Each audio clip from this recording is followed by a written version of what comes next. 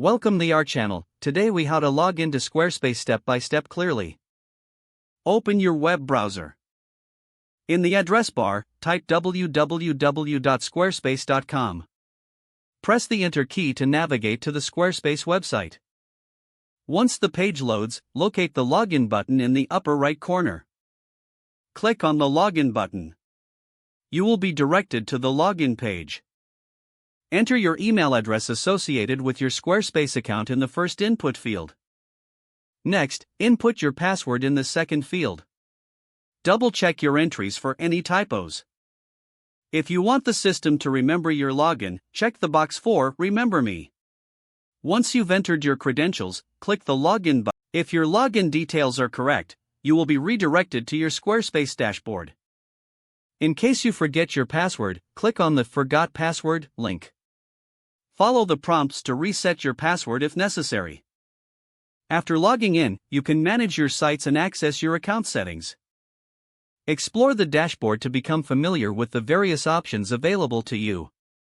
You are now logged into your Squarespace account and ready to get started. If the page does not load, refresh the browser or try again in a private or incognito window. Make sure you are using the correct email address, then retype it carefully to avoid small typos. If your password is not accepted, use the reset option and create a new strong password you can remember. Check your spam folder for verification or security emails, then complete any requested confirmation steps.